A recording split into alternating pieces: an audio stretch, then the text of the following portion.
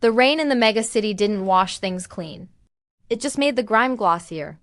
On the gargoyle ledge of the metacortex spire, a figure stood against the wind, Vesper, an icon of cyber-gothic elegance. Her skin-tight bodysuit of liquid latex reflected the luminous green code falling all around her. A cropped crocodile leather trench coat, whipping in the gale like the wings of a predatory bird. Her hair, a sleek, asymmetrical bob, jet black with a single streak of neon violet.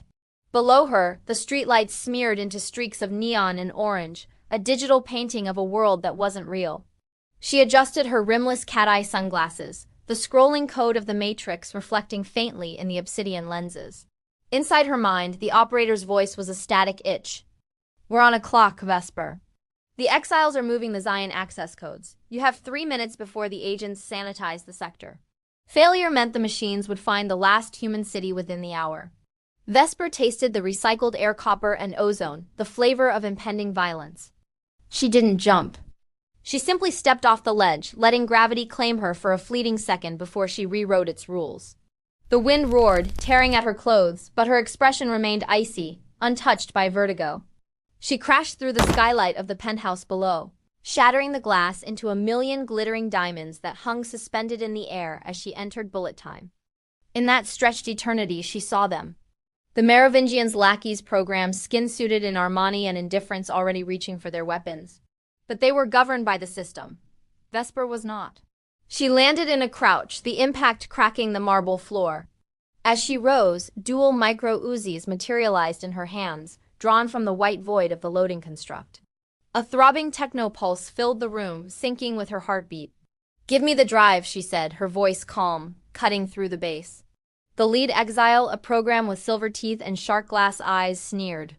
"You red pills, you think because you know the code, you own the dream," he signaled his men. The room erupted in chaos. Vesper moved like water flowing uphill. She didn't dodge bullets. She moved through the spaces where they weren't. She sprinted up a pillar, twisting in midair, her coat flaring around her.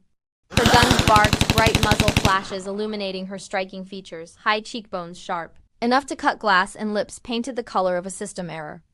Debris rained down. She felt the whiz of a round graze her shoulder, a programmed sensation of pain she deleted with a thought. There is no spoon. There is no pain. She slid under a burst of automatic fire, closing the distance to the lead exile, and drove her heel into his chest with enough force to shatter concrete. He flew backward, crashing into the server rack. Vesper grabbed the data drive from the shattered terminal. It hummed with a sickly yellow light. "Got it," she whispered into the comms. "Vesper, look out!" the operator screamed. The air pressure dropped. Sound vanished. The door at the far end of the penthouse warped into gray static before reforming into a sterile black-suited figure.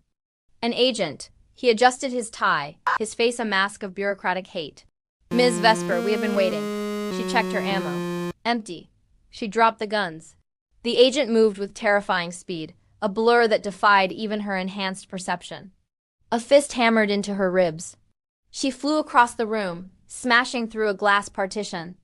Pain flared, real and sharp. Her residual self-image flickered. "You are a virus," the agent stated, his desert eagle raised. "And I am the cure." Vesper wiped blood from her mouth and stood. She looked at him, not with fear, but with pity. She clutched the drive. She didn't need to beat him. She just needed to upload. She glanced at the hardline, an old rotary phone on a desk across the room, now guarded by the agent. "You're not the cure," Vesper said, raising her hands in a kung fu guard. "You're just another line of code waiting to be debugged," she charged. The agent fired. Vesper bent backward, her spine curving impossibly, watching the bullet ripple the air inches from her nose. She snapped back up, launching a kick. The agent blocked, but she used his arm as a ramp, ran up his body, and flipped over him, landing by the phone. The agent spun, furious. He leveled the gun. Vesper grabbed the receiver. The line was dead. "Tank?" She screamed internally. "They cut the hard line." "I'm rerouting to the window washer platform outside. You have to jump." The agent fired. The bullet tore through her leg. She cried out, stumbling toward the shattered window. The wind howled, promising a fatal fall. The agent was closing in. Vesper didn't hesitate. With the data drive clenched in her teeth, she sprinted on her wounded leg and hurled herself into the void. As she fell, the agent leaned out, firing down. Vesper focused her mind, seeing the code behind the wind and gravity. She reached out a hand, and for a split second, the air solidified into a slide of green code. She rode the glitch, crashing onto a window washer platform 10 stories down. The phone on it was ringing. She snatched it up just as the platform cable snapped under the agent's gunfire. The world dissolved into static and white light. The data packet uploaded. She woke up in the chair on the hovercraft Nebuchadnezzar, gasping, sweat-drenched, but alive. Zion was safe. Thanks for watching, and if you enjoyed this ride, hit that subscribe button for more.